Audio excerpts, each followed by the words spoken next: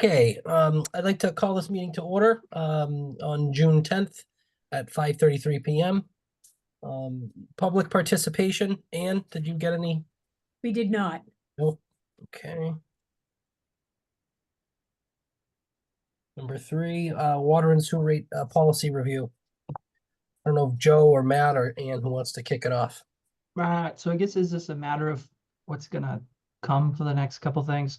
So we went through after our last meeting and kind of polished up QA/QC the recommendation. So we'll just quickly review that. And then if I could ask the board to just give a final vote on that, and then that'll be the recommendation that we send to the town council. From that point, I sent you some stuff. I think you got some other things related to, some financial things we'll talk about related to the irrigation moratorium. I'll probably have Matt start with some of the costing or potential costing exercises that we went through to try to see if we can estimate, some of the impact of changing things there. And then when he's done, we can go through the document that I had sent everybody and talk about a couple things there. But I think some of the questions I have from my piece that I sent you, we probably need to talk through Matt's part first. So it makes sense to me to go in that order, but this isn't too rigid. So if anybody thinks it would benefit him to do it in the reverse, just let us know and we could do whatever the board pleases. No, that's fine. Yeah, it's fine with me too. So No problem for me, although I do want to mention that I have a meeting in Melrose at 7 tonight. So I do need some travel time in between. So I don't know if we think we're going to go longer than an hour, but I might have to jump off if we do. I think the review piece should be pretty quick unless there's any questions. Nothing's changed. It's basically just a reaffirm. And then on the irrigation piece, so basically what we're looking for tonight, if we can, if the board is comfortable making a recommendation whether or not to keep the moratorium in place and to not. And then also, if you have any comments related to some of the policy stuff that I sent, I think what'll end up happening is we'll summarize the moratorium vote and then include the policy piece too, as it gets sent to the town council to review. And I would think that at that point, to change the policy, we probably need to set the rates first, because then this will sort of react off of that. But when it gets to the council, we'll include the policy piece to it. And my recommendation would be that if the board votes yay or nay, we either do as you guys say, and then depending on what the council does with it, we might just put the caveat in there that the board would want to take one final look at that just to finalize this. And include any comments that the town council might have after they get a chance to review it. We could talk about that as we get to that point. I won't take up any more time and let Matt do his thing. That sounds good.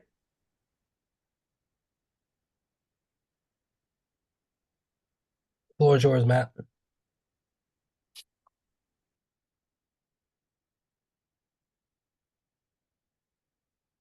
So Joe, I'm gonna go through the water sewer rate stuff first. Is that the plan here? Yes, please. Just could probably go pretty briefly through it because it's all stuff. It's exactly the same as last time. I just want to reaffirm that with the board. Look at you sporting a mustache, Matt. Wow.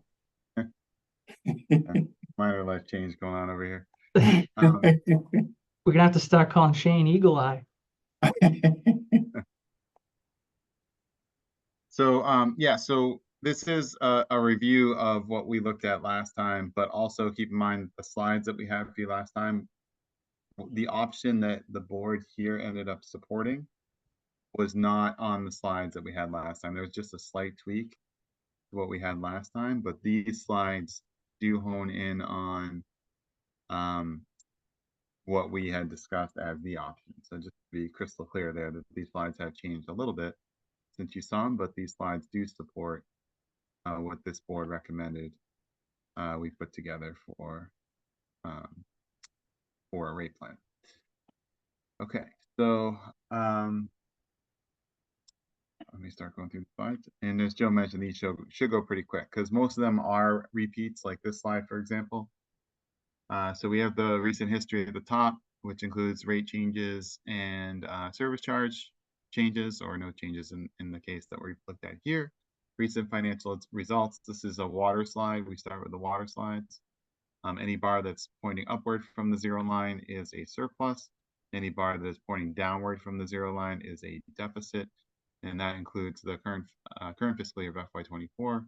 We are projecting a deficit of between $700,000 and $800,000 for 24. But what's positive is that with the action that that the town has taken in the recent past, there's been all positive results, except for what we currently have is projected for 24. But again, that's just a projection. Things could change from when we completed this projection, including spending.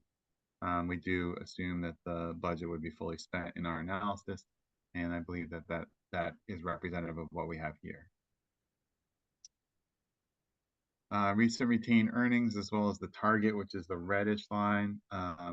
Retained earnings is the blue. You can see that, and this matches with the prior slide, that with those positive results that we've seen, as you might expect, retained earnings got built up to nice healthy levels over the past few years, and recently has started to dip a little bit.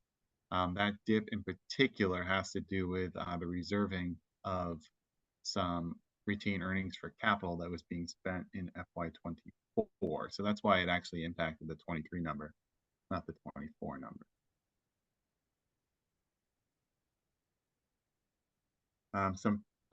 Looking forward, we start looking forward with this slide to 25 through 29. The budget's up $240,000 for water, or 3.3%. That those two numbers do not include any capital funded out of retained earnings. That's just the regular budget. Then you have end of year assessment, which went down slightly from the FY24 assessment. A wet summer last year contributed, but we are also anticipating with the treatment plant fully back online that the assessment should revert even more back to the norm for FY26. In other words, if the treatment plant were fully back online sooner, we would have expected the 25 assessment to be lower than it was.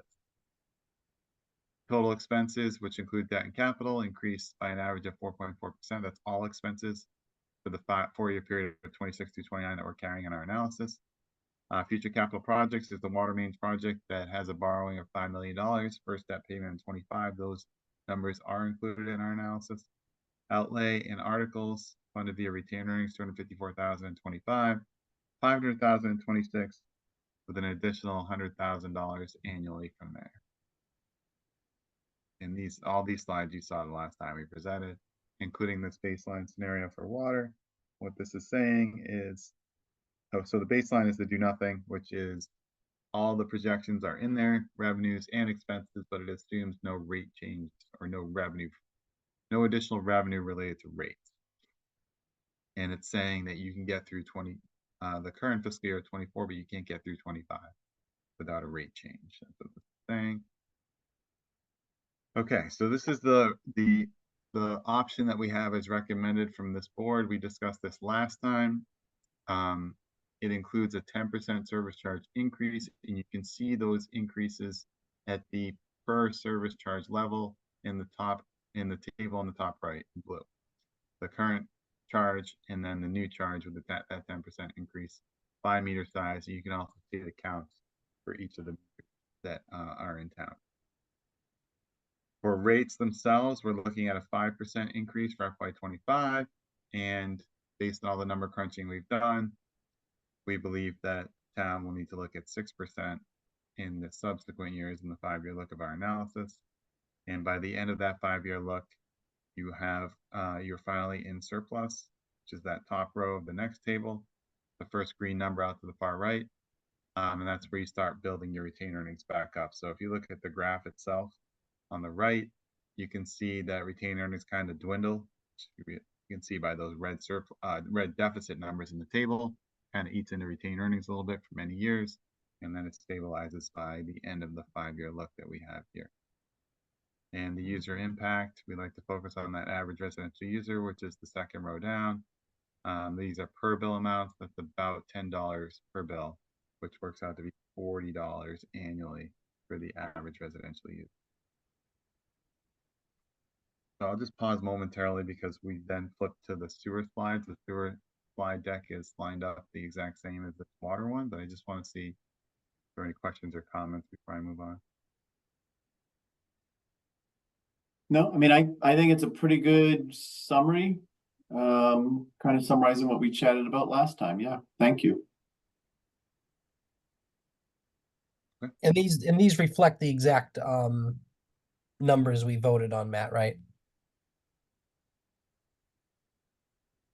Did you Or we actually talked vote? about. I should say we talked about. I'm sorry. Okay. Yes. Okay. So yes, this option is representative of what you were in favor of last time. Okay. But you may recall that we do a water grouping, we do water analysis, we do a sewer analysis, and then we have that one slide where it all comes together. Yep. So you hadn't seen that slide where it all comes together. We kind of looked on an Excel sheet so that you could get comfortable with the option that we have for you this evening. But you will see that come together slide in a moment. Great. I Thanks. guess the only, I'm sure we talked about this last time, and I'm forgetting the answer on it as well. So our projected retained earnings, is there like a comfort level? I mean, obviously I'm looking at 2024 and out to 2029, it's substantially less.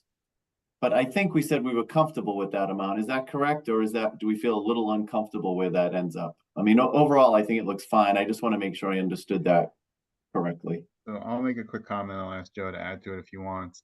So we've been doing this work with the town for a few years now, and we've always targeted a retained earnings balance of 8.5%. You can see that in the second bullet point down at the top there. That's it. I see it. Yep. Yep. So, but that's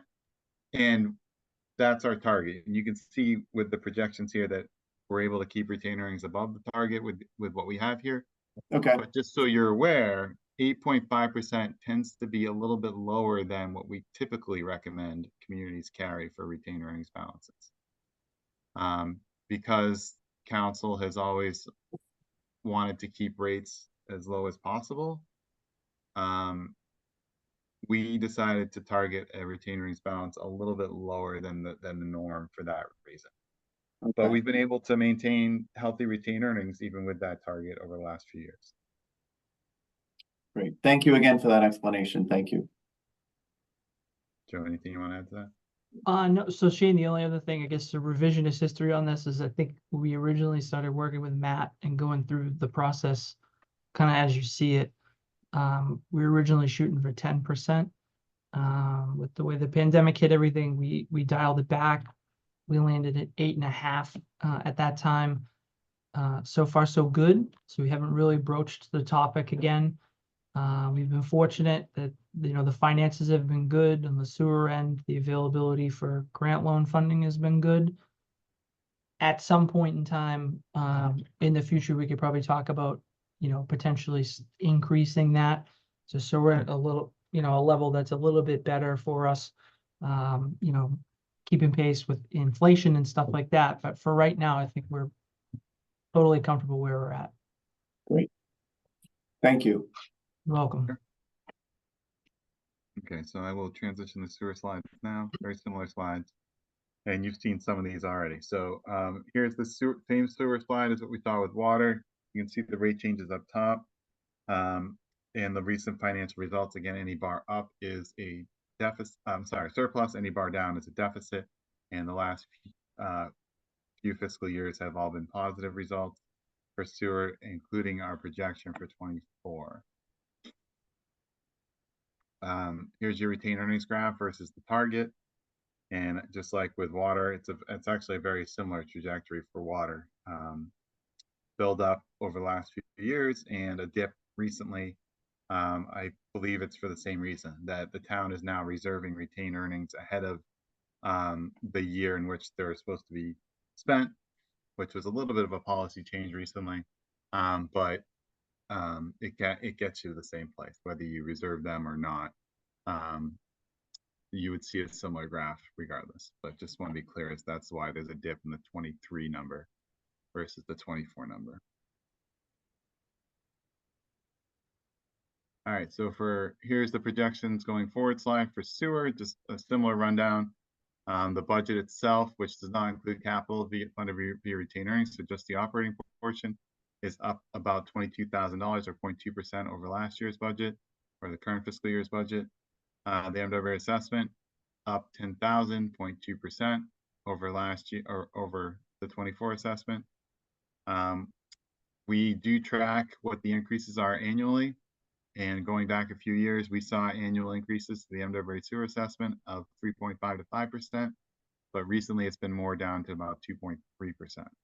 So we did make an adjustment in our analysis because we were assuming it would go up 4% annually, which obviously is a little bit probably too conservative compared to what we've seen recently. So we dialed that back a little bit, and we're now carrying a 3% annual escalator for the MWA sewer assessment to be a little bit more in line with what the town has seen in the recent past. We have your expenses going up 26 and on by 4%. Those are total expenses. We're carrying a MWA loan of $1.2 million in 26 that should add a total additional debt of $400,000 over the next 5 years. That's a total number. That's not an annual number. Just to give you a sense of additional expenses that we're carrying related to that. And your outlay numbers, 390 in 25, 500,000 in 26, with $100,000 being added annually after. Baseline sewer. Sewer is the retained earnings in sewer is able to carry the fund a little bit further than it is on the water side. You can see that you can get through 20, actually you can get through 26. Based on what these numbers are saying on water, you can even get through 25. So there's still a need on the sewer side for rate action. It just wouldn't call it as drastic of a need as there is on the water side. And here's the recommended option that we talked about last time for sewer. Very similar slide. Numbers look a little bit different, obviously. 10% increase to the service charge. And actually, let's just take one step back and talk about that briefly. As you're aware from past conversations, we originally implemented the methodology for the service charge when I first started working with the town. We came up with that methodology and we decided to set the service charge to recover, I think it was 65% of the costs that had been identified. And we planned on ramping that up 5% annually. Well, that ramp up never took place.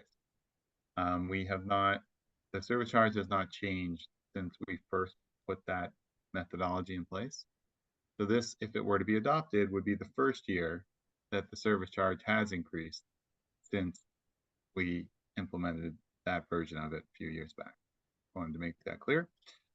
All right, so you can see the service charge changes in the top right, 10% increases, and you can see the rate plan here, 1.5%. FY25, and we believe based on all the number crunching, something like a 3% in the subsequent years would work. But what I don't love about this graph, and I'll just be honest about it, is this is the opposite of water. Water, you have deficit, deficit, deficit, and finally you get the surplus, so things are stable. This is going the opposite direction. You're in a great situation, and then we have these projected deficits that start trending the retained earnings downward. You can see that blue that is trending towards the orange. And presumably in the following year, it would go under. So that's just something to kind of put in the back of your minds that eventually we might need to bump these rates up just a little bit above the 3% that we're looking at here. Matt, can I just make a comment on that in terms of, even though obviously we don't want to see it continually going down, I think if you look at the retained earnings percent of the budget, we're at 11.5% now. We're up to 18% with our small increase in rates. And then we're still over that, even the 10% threshold, all the way out to fiscal 28. So, I think not that we want to just keep kicking the can down the road, but I think this is a pretty good projection, at least out to fiscal 28. And if in fiscal 29, we have to think about something different, that's, we're only at 3%. So if we had to go to 4 or something, that doesn't seem like a big deal. So I don't know. I feel comfortable with this. Yeah. Okay. Thank you. Yeah, as do I. Yep. Okay, great. So the average residential user, these are per bill amounts. It's not even $6 per bill. This increased to 1.5%. And the next slide would be the final slide, I believe, and that's where it all comes together. So I guess I'll go there now. And we tend to focus on that bottom table because we focus on that percentage increase out far right. And you will remember from our last conversation that we had that we don't like, we like to avoid as much as possible larger increases for the smallest users. In this case, it's very hard to, anytime you incorporate an increase of service charge, which is a fixed cost or fixed charge, it's hard to avoid that. So I just want to make it clear that that's really the reason why. If you just went with a flow-based change, you would see that that smallest user would be getting more of a break than the rest of them. But because the service charge increase impacts them more from a percentage standpoint than the others, that's why you see their percentage. But I also want to remind you that when we worked together last time, I put that Excel file up on the screen. I showed you this table at that point, and you were supportive of that table at that point. I just want to remind you that we did look at this table, just not in slide format last time. I think this looks great. I don't have any further comments from last time. I don't as well. This Yeah. looks I concur as well. Right? good. You're at the mercy of The only BMW thing I'll add to it, for what, what it's worth. It's, it's the best scenario that I think we could have with the MWRA kind of in control. so I agree. the only thing I can add to that, I think if you remember last time, we were initially thinking around 2%. And then your feedback, we dropped it to 1.5. So I went back and looked at, under the assumption that generally our sewer assessment drops from the preliminary to the final. And unfortunately, the way that these things time out, we won't have that in time for the 24th. So the 3-year average drop in fiscal 22, it went down 45,100. It was 52,000 in 23, and then a bigger year in 24 is 99,000 and change. So your 3-year average difference is $65,000 to our benefit. So I think by dropping that, the 0.5%, you ended up taking out $43,000, 878. So I think that was the appropriate move at that time in anticipation for things to follow suit. I don't have any indication that they will change drastically. I don't think we'll see $100,000 come out of it, but I think we'll see something. So I think that 0.5% was the right move at that time. Thanks, Joe. Thanks, Joe. I do think the bigger impact on the lower users, even though it's,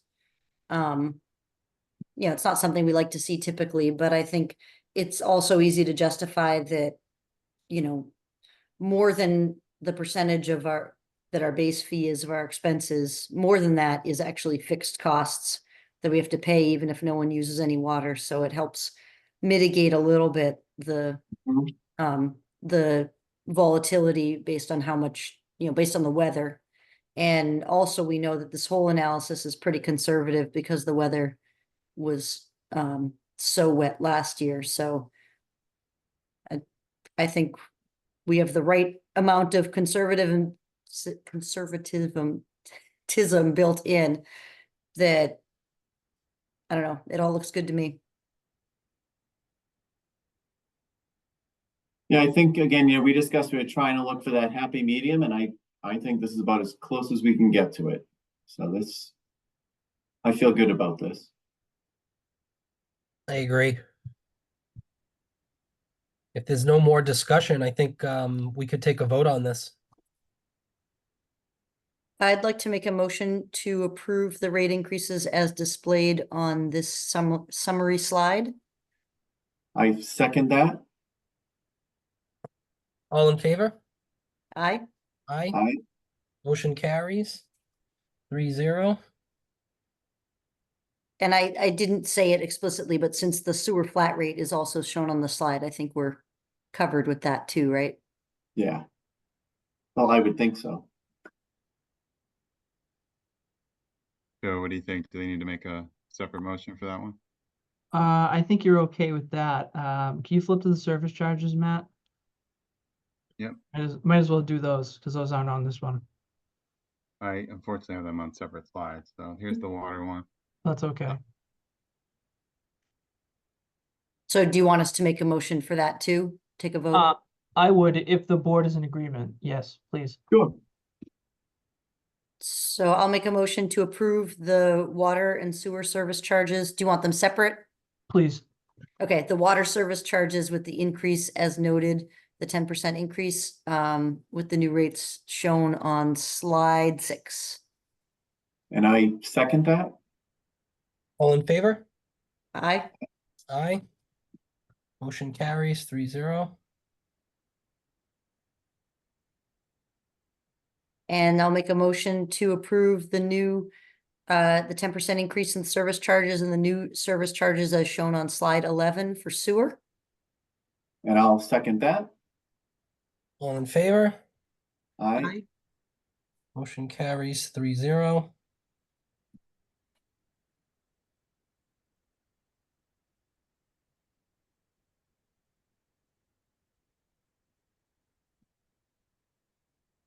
All right, so quick, how do you even see the slide number? Oh, it's Bottom right. tiny and it's at the bottom right, but you know what, if your like footer thing is showing your mute and stop video and all that, it covers the slide number. That's Uh-huh. what's happening with me. Yeah, I've got that toolbar there. I was like, that's impressive. I'm like, how is she seeing that? I was just curious. All right, thanks. Yep. So is Okay, there anything else you're hoping that they vote on related to water sewer rates? Nope. I think that's everything. We can move into the next piece. second act. All right. Joe, do you want me to go ahead with the slides that we looked at last time? Yes, please. They're updated a little bit, but most of this is going to be, essentially what we reviewed before. If you remember historically, Shane, I don't think you were here for it last time, but generally the board would discuss the moratorium right now, irrigation, deduct meters. We'd issue a comment letter, or the advisory board would issue a comment letter to the town council with a recommendation. The feedback we got the last time we did that is they asked if we could do a little bit more due diligence. So we created, or we will create with your comments, what we think a draft policy will be for how to manage this. And then, we'll try our best to forecast what some of the financial impact may be. This is an educated guess, unfortunately for us. We have a lot of longitudinal data on a lot of things. This is something that we don't. So I would imagine that if there's any change in policy, it would take a little bit of time to figure out what the nuances are and, how some of the trends may look to really dial it in. But Matt will go through some of that part. I'll go through the policy piece. And then if the board is comfortable with making a recommendation, one way or the other, we will send that off to the town council. I'll also give them the policy documents so that they could see them and ask them if they have any comment on it. That way we have it, should that we need to update it or subsequently review this again in the near future. So I'll be quiet for a few minutes and let Matt do his thing again, and then we'll pick it back up. Yeah, and Joe, I just want to mention that I feel like, this isn't, we're not presenting anything here that says this is what you should do. I still consider this to be kind of like an informal, open discussion about A, the policy, and B, if the town were interested in moving forward with second meters, what exactly that looks like from a rate standpoint, both on the water and sewer side. So just something to keep in mind as we move forward here, that this is not set in stone. It's still very much an open discussion. And we're just trying to, move that discussion along.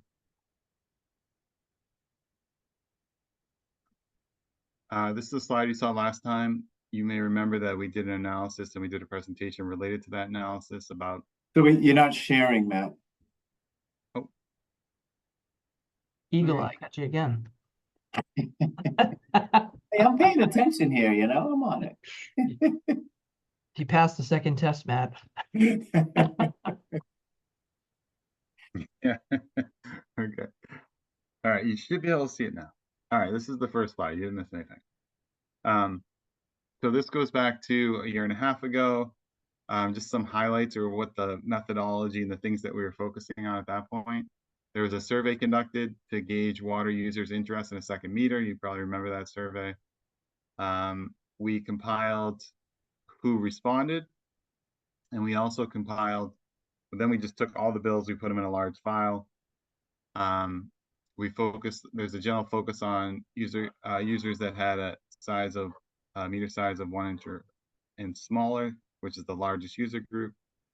We wanted to understand the differences between their warm weather usage and cold weather usage, because we thought that could be a way to determine what their outdoor water usage was. If you determine what their cold is, you determine their warm, and then you compare the two, the difference would be outdoor water usage. We wanted to generate possible scenarios of different amounts of users choosing to acquire a second meter, and to show the potential financial impact related to that on sewer revenue. And then we adjusted the sewer rate plans to make up for that. So if you have users today that don't have a second meter, they just have domestic usage, but they outdoor water a lot, they're paying sewer charges for that. So if you then give them a second meter, in theory, all of that sewer flow, or all the sewer charges that are now domestic, but really is tied to outdoor water usage, that in theory goes away, which means that your sewer revenues will go down in that situation, and you still have an enterprise fund to operate on the sewer side, so you need to make up for those lost revenues. So what would the rate plan look like in order to make up for that? That's what that last bullet point is for.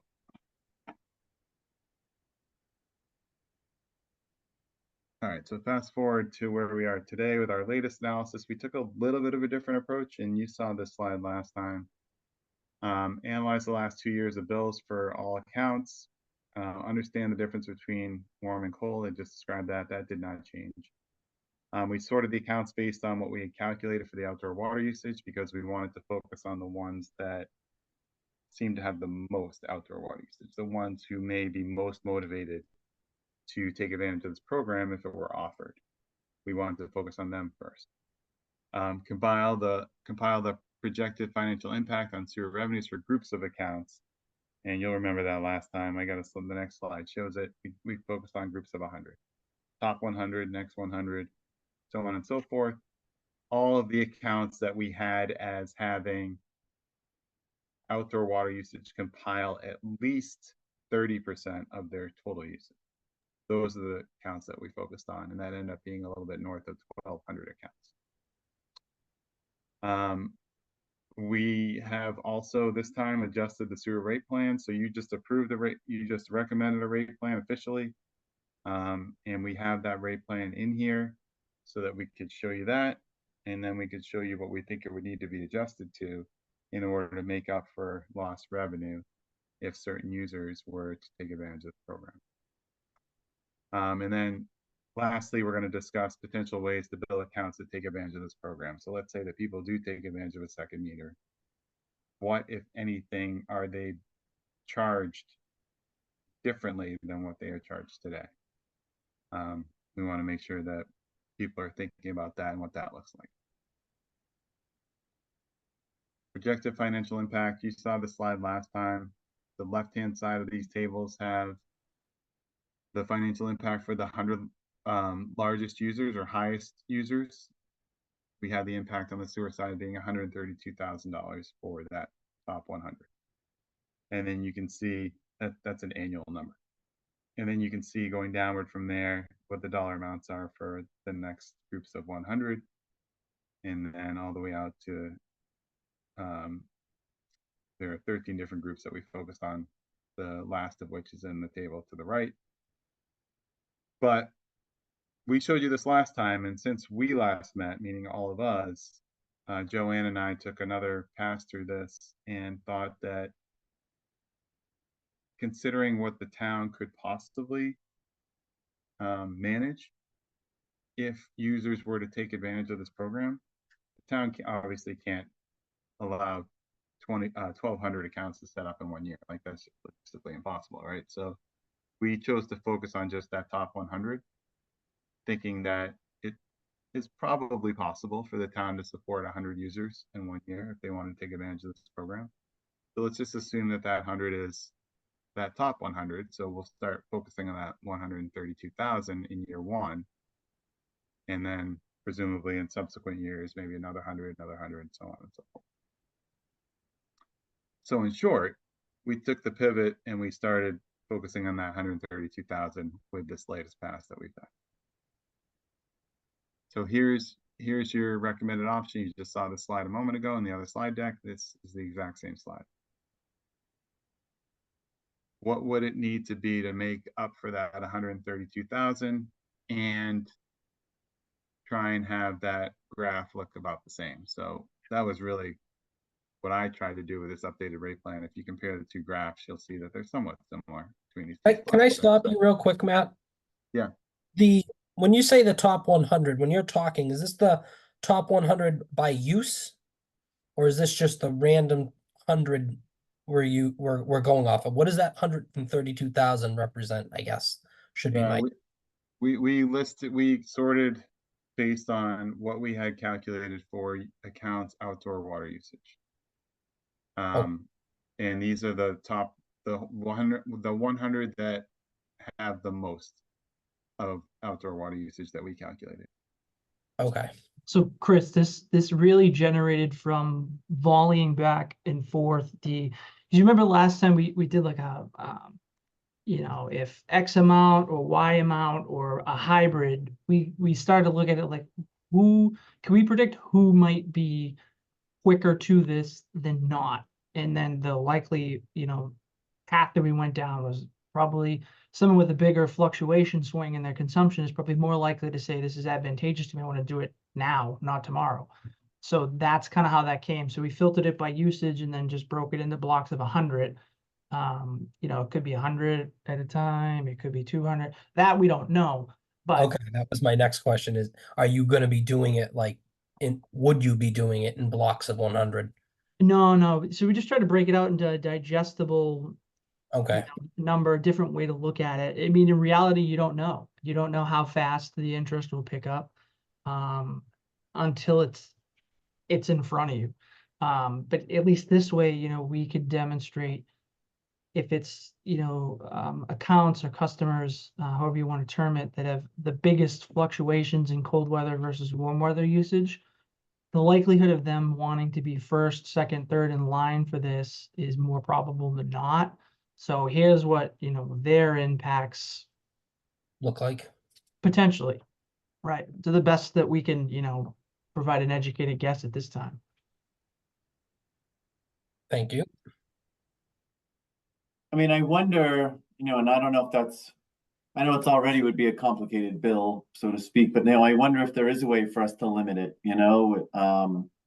only open to kind of the first 100 people to respond or something, just so this doesn't get out of control.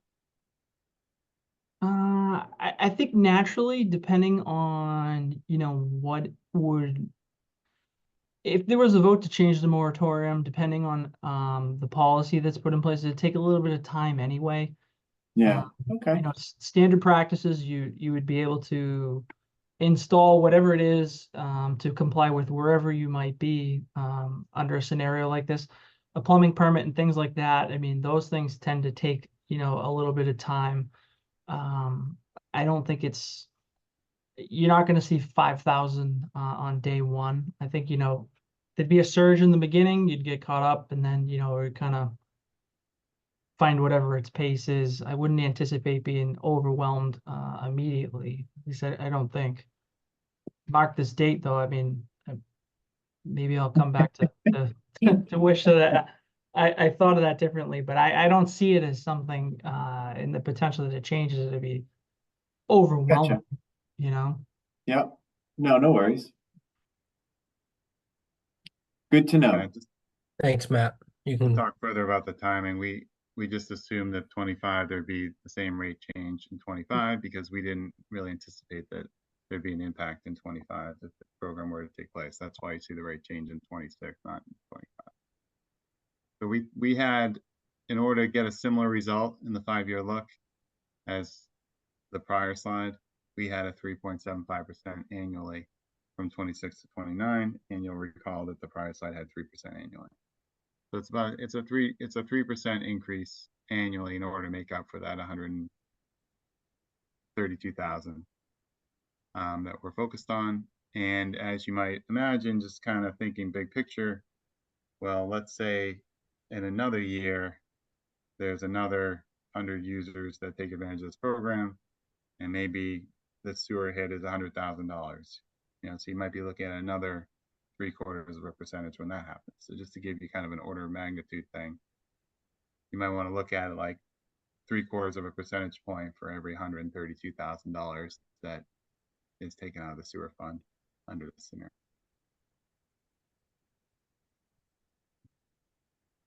and that's just 100 users or accounts, right? Well, yes, we had 100 users impact, and the dollar amount ended up being 132,000. You know, but if you were to have like,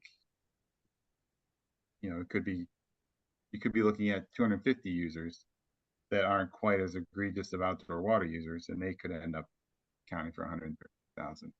Just Okay. happens that the top 100 that we focus on has 132,000. So Gotcha. even the future years are only accounting for that first 100. They're not 100 a year. Yes, that is correct.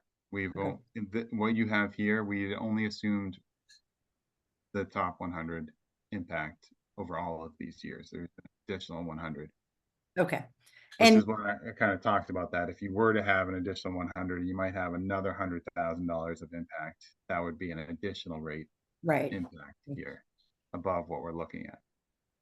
So you And might see the second sewer base fee, I mean, water base fee that would be charged for each of these meters. I mean, that's pretty easy to calculate, but did you try to account for that in any way on the water side, or are we just assuming that's negligible? So what we did there was, Elena, actually put a slide together for my review with Joe and Ann, and we started focusing on the impact on the water side. But it was just kind of, you know, we didn't really know exactly what might end up being proved. So we just kind of were throwing things against the wall, so to speak. So instead, what we did was, and I can flip to that other slide now if it makes sense, we just kind of laid out for you potential options for what these individuals could be charged, whether it's another service charge or maybe it's an irrigation rate.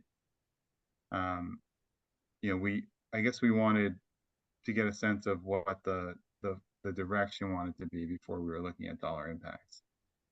But the reality is that if you don't change your rate structure at all, so if you end up billing people the exact same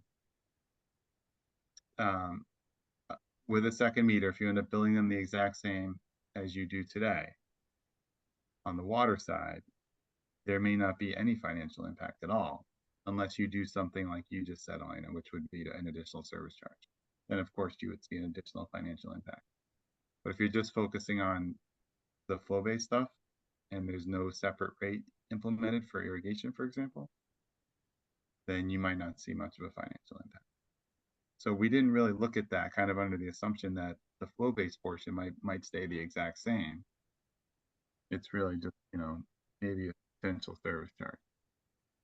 So why don't we go there now? We did, so Elena, we did start to look at that. I started to run numbers, but then I just felt like we were getting too far down a rabbit hole. So we kind of took it up a level to this slide here. So impact possibilities for users. So these would be people that take advantage of the program.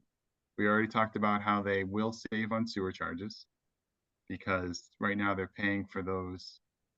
They're paying for sewer charges for water that's being used outdoors. And if they were to take advantage of this program, they would not be paying for those sewer charges for outdoor water use.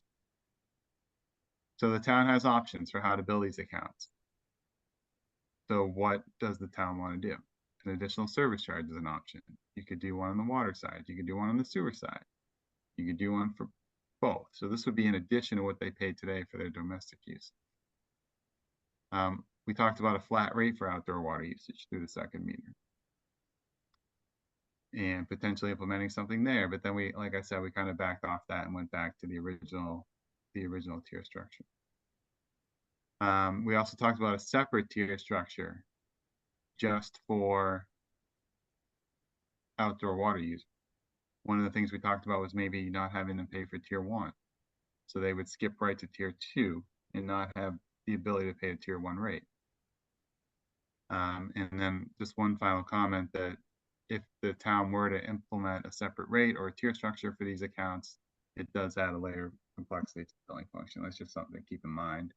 That if you have the more rates and tier structures you have, it does get a little bit more complicated than the current situation. Matt, can you just comment, if we were to do all the same rates, if we were to just add an extra service charge, and then we did the one at the bottom there, it says one option is to eliminate tier 1 for outdoor water usage. Is that very complex in the billing system? It seems like it could be, but I don't really know how that is in practice. I won't, Anne's probably gonna be the expert at this, but I'll take a stab at. From that standpoint, the manageability of that is probably the easiest versus the flat rate and things like that. This would function as a deduct, so what we didn't want to create or go too far ahead with, I guess, at the sake of sounding presumptuous, is something where we're calculating different rates based on deduct meters and having, two reads pointing back and forth at each other and involving math. It felt like the more moving parts we added into it, the more potential there was for a breakdown somewhere that could, cause frustration on the customer's end, and then we'd be chasing our tails, things like that. As far as if you were to, I'll start with the service charges. If it was to be in kind, let's say with the water surcharges based on meter size now, obviously there would be a meter installed and we would read it, and we'd need to read it to be able to function. So it would just be added to the bill like anything else. I don't believe that would be too much of an issue there. And then as far as the tier structure is concerned, let's say if the board was to do something to preserve tier 1 for those people that, might never be interested in this, that live alone, that use a very little bit of water, so that, this is, their privilege, benefit, whatever you might want to call it. We'd set up 2 rates. There'd be a domestic rate, 1 through 4, as the board just recommended. And then anybody that took advantage of this, there'd be, an option B, which would just be 2 through 4. So I don't think, it would just be a rate code essentially on our end. And, you'd either be rate code A or rate code B, or rate code domestic, rate code irrigation, whatever that may be. Shooting from the hip, that's probably the simplest way to try to balance this. Outside of like a physical connection that's completely separate, or something like that. Do you think that most people who would find this appealing at all are already into tier 2 in their summertime usage anyway? Like, is the option to eliminate tier 1 sort of a moot point and adding more complexity than it needs to? I would venture to guess. So that's the struggle with it, is we have a very limited sample size of this. I would venture to guess that those that take advantage of outdoor watering, some of those old legacy accounts that we have, probably end up in tier 3, if not bouncing in between tier 3 and maybe even getting close to tier 4, to be honest. Yeah, so maybe I liked the idea of eliminating tier 1 just almost as a message, but I wonder if that adds more complexity than it's worth, because most people are already going to be over into at least tier 2, and then you're having to kind of jump through these extra hoops to check all these accounts or have the system check them or whatever. Maybe it's not worth the message. It totally could be. I mean, that's kind of why, we're here at this point to try to see if we can nail out some of those details. I think we started off down this road trying to keep it very simple, easy to explain and talk about. And I mean, Elena, once you start peeling the layers back to this, you can overcomplicate yourself pretty quick without even trying too hard. So it's that balancing act of how do you do the most good for the most amount of people, but then, also take into consideration that there are people out there that would benefit from this as well. So can you seek a balance or a level there?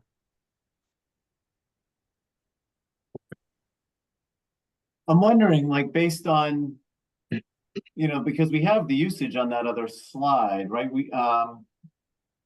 What level does tier 2 kick in? So I guess we could maybe figure it out, right? We had like kind of the top, what was it? By hundreds, we had their usage. Yeah, we have all the data Yeah, necessary. so if you go look at back to that slide, Matt, and then I should probably know this, but at what level does tier 2 kick in at? What's the usage level where it kicks in? Anything greater than 1,000. Yeah. All right, so if we go back to, do you have those, This one? there it is. So anything greater than 1,000. Yeah, so and looking at this, everybody is at least at tier 2 to start. Yeah, these are your highest outdoor water users. Yeah. So based on these, everyone would be at least tier 2, if not more. Right. So some of these accounts see the consumption fluctuate 60, 70%. Right. Obviously between summer and winter, right? Correct. Yep. Yeah. And that's, to full disclosure, that's kind of an imperfect assumption, but what we're trying to generalize is in the winter, your inside activities, shower and cooking and everything like that. For the most part, that we're kind of using that as the baseline. Obviously some habits and tendencies change related to outdoor when the summer picks up, but in a perfect world, I'd have 10 years of data and I could point to it exactly and extrapolate it however we wanted to. We just didn't have it, so we're trying to create something that is reasonable to make an assumption off of, all well knowing that whatever happens, if it was to change, we're going to have to review this, maybe not as in-depth, but at least for the next few years to establish what our comfort level kind of is, with projecting. I was just gonna ask you, Joe, is this something we're gonna review every year? We don't have to, so that would be up to the board.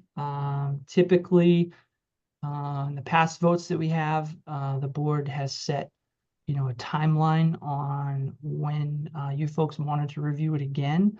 I think the last time we did it, we said we would review it in 2 years. It's usually a 2 or 3 year, look back that we do it. But then again, we could get direction from the town council too that changes that. Right. Joe, just a point of clarification, I think you had said 1,000 is the tier threshold, but that's per quarter, right?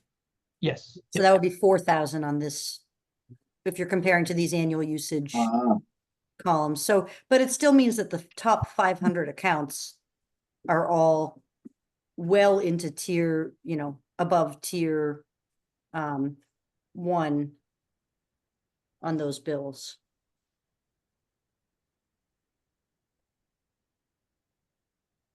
That's a great point. Yeah, I was thinking this was by quarter. Yeah, I think this says it's average annual. So this is Yeah. annual, okay. These are annual numbers. So do we start at a higher tier then, you're saying, or just don't do anything? I mean, I think you could go either way. I think I like the idea of starting at tier 2 with all usage that's being billed through the deduct meter, if that's not too complicated from a billing standpoint. Because I think most of the usage is going to be tier 2 and above already anyway. So it doesn't seem like it's going to be a big difference, but at least sends the message that we are prioritizing the essential water uses. I will say I read through the policy, and it's funny, last time I was very much, I think Chris and I were kind of on the same page of like, we don't want to be, subsidizing people's outdoor usage. Right. But the more I started to think about it when I was reading through the policy, I thought, you could think of it in the other direction, where the people who've been paying for sewer on their outdoor water use bills for the last 20 years, they've really been subsidizing sewer for the rest of us who aren't watering. So, I mean, maybe there is a good argument to be made toward going in the direction of a more so-called fair system. So I don't know, I liked the wording of the policy. I had a couple really minor comments that hopefully I'll remember if we look at it together, but I thought all in all, it looked reasonable, and maybe now is the time to start moving in this direction. And Joe, and correct me if I'm wrong too, in some of these numbers we reviewed too, like, is there any operational costs that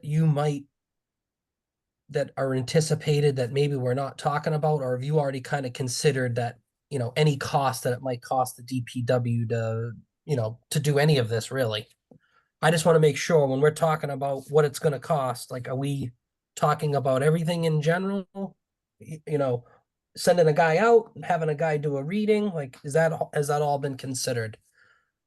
Yeah, so given the state of the water enterprise, some of the information that was shared is basically, so what we know we definitely don't have the capacity to do from a labor standpoint and a financial standpoint is to be the installers, be the implementers, be the ones behind the scenes, so that if Chris, you wanted to do this, we would come out to you, we would do all that work, we'd provide the meter. Right now, we don't have the capacity to be able to do that. The bandwidth is stretched too thin. So the way that some of that was written up was to basically put the onus on the customer. So, the customer would fill out the paperwork, and really what we're looking for from a paperwork standpoint is very simple: that the account's in good standing, and that their account information is complete. Those are the two biggest things. We want to be able to contact you. We want to, not have anything missing in our data and whatnot. As long as that's good, generally everybody's eligible, because there's a plumbing device. Obviously, there's a plumbing permit involved. And then should we do something like this, I'll use you for example, Chris. You would have your plumber come out. We'd give you some specifications on how this device would need to be installed. You would do that. You'd get your plumbing inspection, and then we would come out and inspect it, wake up the meter, make sure everything's functioning right. We can get a radio read from it, and then essentially bless the account as being good to go and receiving the benefit. So that's all captured in this. We included, so we estimated that it'd be about 4 hours of time. We want to make sure some things related to the dwelling. Obviously, we don't want anybody to participate in this who has a poor condition water service. That'll create a whole list of other problems. So we tried to memorialize that in this. We estimated the time for the inspection, and then the time internally to make sure that the account's right, and we're doing our due diligence. So we included a suggested fee, an application fee of $150 to cover that. So we tried to make sure that the net cost to us is zero. That's a long way of saying that. That's what I wanted to just clarify. I probably could have been a little bit more direct. I apologize. Yeah, like Yeah.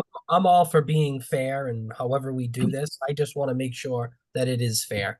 I mean, again, I know that watering your lawn, filling your pool's a luxury. I do understand that the sewage issue with it kind of makes it challenging, but I just can't stress it enough. I want it to be fair, that it, again, I don't want to be subsidizing other people's luxuries, but at the same time, I do want to be fair, and if we can make something work for everyone, that's all for it. Whatever way that is, however avenue we go down. So Yeah, and I agree too. So I read the, the statement also, and I also say I like the way it was worded. The other big piece, which we didn't discuss that I really like, is that the other people that are on this moratorium will expire on January 1, 2025. I think that's very fair, right? So they have had an advantage for a number of years, and I think it's good that whatever we decide, they're going to come into play with whatever we decide. They won't kind of have, like, what do we say? I think did you say there's 100 or so that are currently there? Yeah. So, roughly. I think it's good that, that's going to end. They're going to come into whatever we decide. And I did thinking as well. I mean, I like ideally, we don't want, and again, as you guys know, I do have a irrigation system. So ideally, we don't want those that have irrigation having to pay for sewer, but we also don't want the rates to go up for those that don't, right? I mean, that's the ideal situation. And I know we can't do that because, of our financial obligations, but I'm just trying to think like that's ideal, and how do we get as close to ideal as possible is what I'm trying to do, right? It's probably going to be somewhere in the middle again, which I think is about as fair as we can get, is what I'm thinking. So just two quick points on that, and then I guess we could throw it out to if anybody has any other comments. So related to the way that those I call them legacy accounts. I don't even know why I use that verbiage, but Makes sense. so the way this would function is as a fail safe, right? So you'd have consumption go through the main meter of the house, and then whatever branches off to outside that doesn't hit the sewer uses what they call a deduct meter. If that meter fails, if there's damage to it, if something happens, you have the fail safe of knowing that consumption was measured through the domestic meter of the home. The way that those were set up at the time, for whatever reason, the policy in place was you had to have your own separate line in. So we couldn't run a deduct Oh, in that fashion off of that. And so, that's one of the things I would say, whatever the board's vote is, I would recommend that this be shown to the, all of that work be shown to the town council as a draft. Because one of the things that we will need is we will need them to set whatever the fiscal 25 rates are. And then, this board can react to it and make a concrete recommendation, but we don't know what that is yet. We might be able to dial in a little bit better of a financial impact, depending on what the town council does. And then the other thing that we mentioned in there, so related to sewer flat. So sewer flat are those accounts that are on wells. They're not necessarily metered. So to be able to create that deduct scenario, those accounts, if they were to be interested, the way that, the suggestive language was presented to you folks, they would need to install a main meter that we could read so that we could have the two reads to base off of each other. So that's kind of why those are put in there. From a manageability standpoint, we want to make sure that Chris's house is set up the same as Shane's house, as Ann's house, and so on and so forth. And we don't have, multiple sets of rules and scenarios. It gets, more balls in the air. It's harder to keep up while you're juggling. So those are the two considerations on that point. As far as the data is concerned, I mean, that could be fluid, that can move. We can also talk about if we require a disconnection, whether we do it in-house for interested parties, excuse me. And so on and so forth. That was just kind of a placeholder and a conversation starter that you clearly picked up on.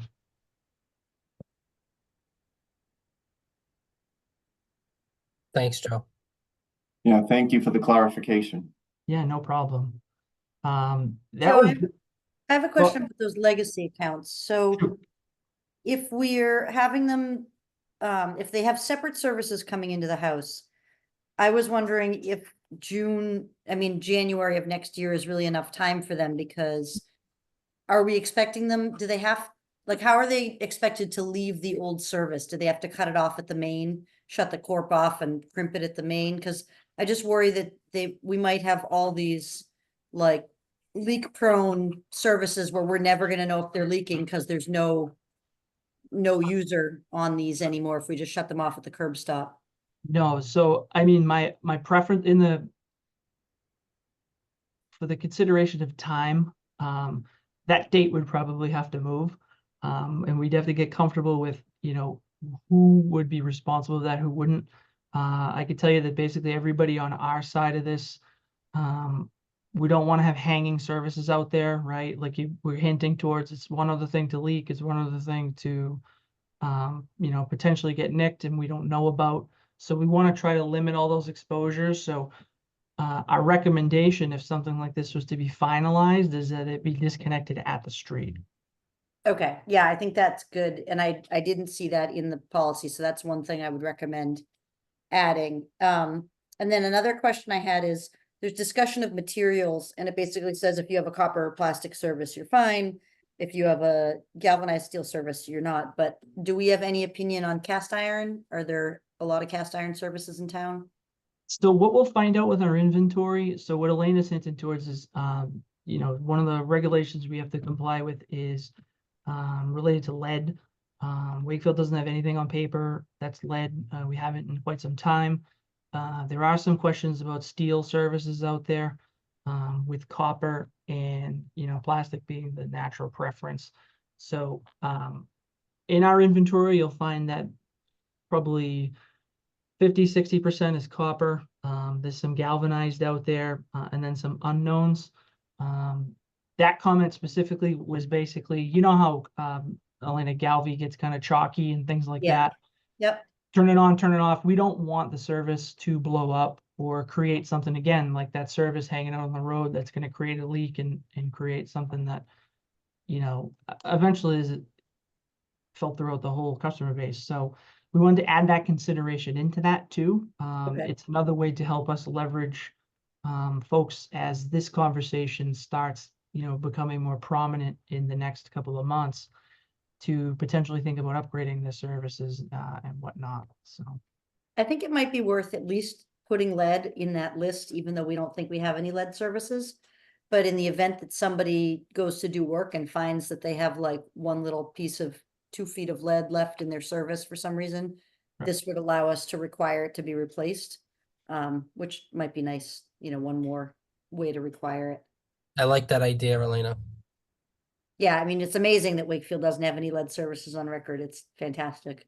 So when we went back in, I think it was 15, the last time the lead and copper rule Yeah. changed, we had 4 or 5 of them that were 4. identified. I remember seeing it on a list of all the MWR communities, and Wakefield was listed as 4.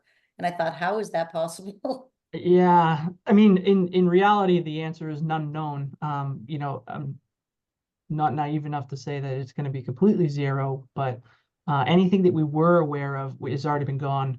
And luckily for someone in my seat, the person that was the foreman on the jobs that did all those replacements in-house is still here, so I was able to tap into him and get it right from the horse's mouth. So Wow, that's great.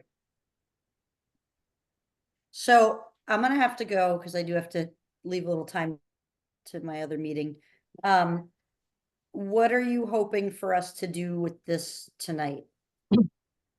So if the board is inclined to do so, a recommendation on what the status of the moratorium should be. And then I have your notes, and then I'll ask Shane and Chris if you have anything else to add to this.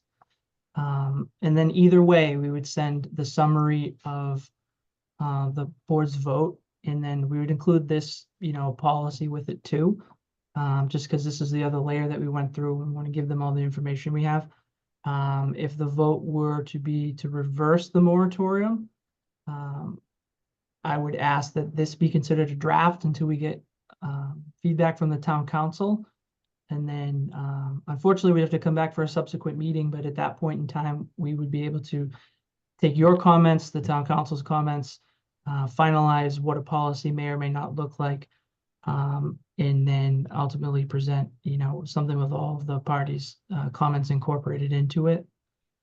So I guess the first question that we'd like to try to answer is if the board has any inclination on what they may or may not want to do related to the moratorium on second meters. Joe, I'm leaning toward that we lift the moratorium with the policy that you had sent us. I would like a couple extra days just to send you any last comments, because I know there were one or two minor things that I had questions on, and I just don't want to say that, you know, I don't want to vote that what you sent us is now set in stone. So if there is an opportunity to tweak it at all, I'd like to have that opportunity, but I don't know about Chris and Oh, Shane, you're leaning. That's what I was gonna ask you, Joe, is this you know, we vote yes to lift this moratorium. Are these numbers final, meaning all these, like the setup fee, what tier we're doing and how they're gonna be charged, or is that taken at another meeting? And can that be voted down, I should say? No, Yay or nay? I would think you would definitely need another meeting.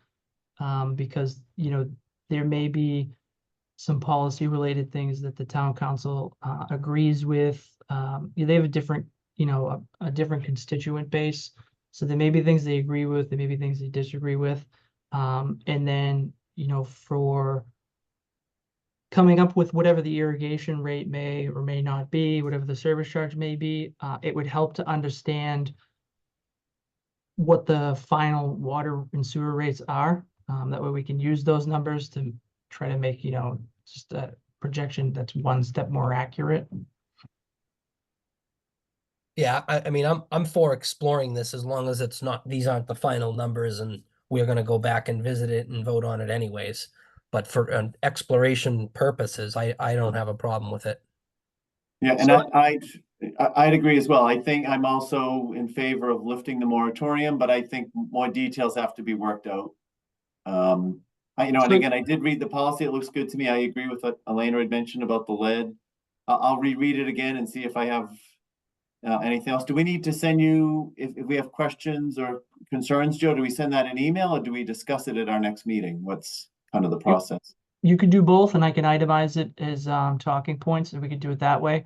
So I think based on if I'm reading the feedback, then I would probably say a vote in recommending for a continuance so that the board can solicit feedback on the policy and some of the potential financial impacts from the town council that the board will reconvene and then make a decision on.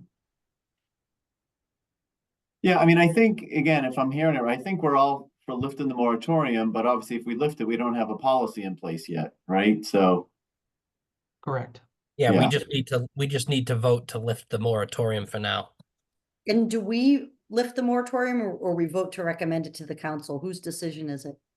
The town council's ultimate, the Okay. decision lies with them. I think what you probably want to do is at least continue it in the short term to allow the town council to provide you know, their feedback or, you know, additional feedback based on their comment. At least let them see what the board has seen to this point. Reconvene, kind of like what we did the water rates, reconvene, box it up, package it up in a final package, and then ultimately present the recommendation for the board, yes or no. And when would you want that all packaged up by? I mean, I don't think it needs to take that long. I know around July 4th gets a little goofy, but we could probably be back in by September 1st for a final decision from them. I mean, Okay, really all you're doing is asking for, you know, a little bit more time so that they can weigh in, give you some comment, and then, you know, you all can digest that and put together whatever you feel the final yay, nay policy needs to be.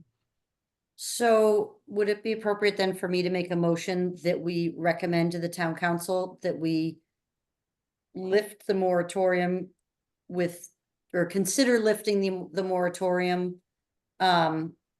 with, you know, further discussion and feedback from the council before we vote on a final policy? Yeah, I mean, I think yeah, so I guess I'd say I'm fine with that too. I don't know if we'd say we recommend lifting the moratorium. It seems like we're all in agreement on recommending the lift. We have to figure out the policy. You need to ask for continuation, Joe, right? Was that it?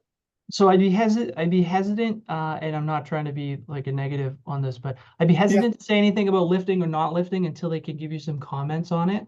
So I would say the request would be to continue it and you can put whatever the amount of time is that you want on it, and solicit their feedback so that you can then, deliver what your recommendation might be. Okay, so I will make a motion that we want to continue the discussion of lifting the moratorium and solicit feedback from the council while we continue to discuss this topic. And I second that. All in, anyone opposed? All in favor? I, I, Motion carries 3-0. So then, when we get to that level on the 24th, is when we're in there. I'll talk to Mr. Mayo and some other things we'll try to get them to give us a timeline of how long they want it to digest it. Any recommendations on, the feedback that they want to give, that they might want to solicit from constituents. Lock down a delivery date to the advisory board, and then we can continue. We'll go from there. I can't imagine that there's too much that will change from where we're at right now. I know the board is constructed a little bit differently than it was the last time we were in there. So there may be a little bit of time getting a few of the councils up to speed and comfortable with everything, before they have all the information they need to make a vote one way or the other. Okay. I'm gonna sign off because I gotta drive in 10 minutes. I'm on the agenda for 7 o'clock, so. Good luck. Thank you. Thank you, Elena. Elena. Thank you. Thank you. She got a double session tonight. I know. Right? Well, I appreciate her feedback. I'm not at the stage where I feel comfortable suggesting what we vote on yet, but I can second them. No, and I think, I mean, I don't want to speak for the group, but I think you are at the point where you're comfortable saying, okay, we're headed in a direction, what does the town councils think? What are Right. your, are there any points of clarity that you want to give to the advisory board? And then you could take that and kind of, for the business students out there, it's design theory, right? You put a draft of a project out there and you keep working it over and over and over until you land on your final project. So. Right. Yeah. No, I agree. I definitely think we're there. We just got to work through the details. Yeah. Makes sense. Can't say we're not doing the process correctly. That's right. No, and the other thing you could do is say is at least in my time at town hall, I don't think you've taken the process to this level. Not you know, so- It's always been from 10,000 feet. You're way lower than that now. So. Oh, good. Good to Okay. hear. Was there anything else, Matt? I feel bad you're still on. If I don't know if we need Matt for anything else. I feel bad that he's stuck on our meeting, or is he frozen? No, I'm here. I'm good. Well, my presentation was still kind of being talked about, so I looked it up. But Well, yeah, thank you. No, if there was any more important points that you wanted to point out, I mean, feel free. no, I'm good. Okay. Well, next on our agenda, does anyone else have any other comments? Shane, you all No. set? Yeah, I'm all good. Next meeting date? I guess it would be, do you want to base it off the feedback we get, Joe? We can. Do you think it makes sense to try to, maybe Ann and I will shoot some dates out towards the end of July, first week of August? Because the town council will need some time anyway to, That take the works. information you're going to provide to them. And then if we need to move it, we can move it. But we'll at least get us through the 4th of July and then we'll go from there. But That's fine. you're all more than welcome to join on the 24th. I think our hearing starts at 7:30. So I know they'd love hearing from you, probably especially to bounce some of the ideas related to the, outdoor watering piece too, for sure. It's all So good just so I'm clear, perspective. this is June 24th? Correct. So 2 Mondays from now. Yeah. What time at, Joe? So we're on the agenda. We're going to be on the agenda for 7:30. Okay. So I have to run to another meeting, so I'm gonna hop off. It doesn't seem like you need me Yeah. anymore. Good. Thank you, Matt. Thank you, Matt. Appreciate it. Be Thank in you so touch. much, Tony. Matt. All right. Great work. Thank you. All right, thank you. Well, if there's nothing else, then you'll get out to us, you'll get back to us there. I mean, I will be in touch anyways, but, I'd like to make a motion to adjourn then. Yep, and I second that as well. All in favor? Aye. Aye. Motion carries 2-0. So Joe, will wait to hear from you guys and go from there. Sounds good. Thanks. Perfect. Thanks a lot, guys. Everyone have a good night. Good You as night. well. Thank you. Thanks. All right. Bye-bye.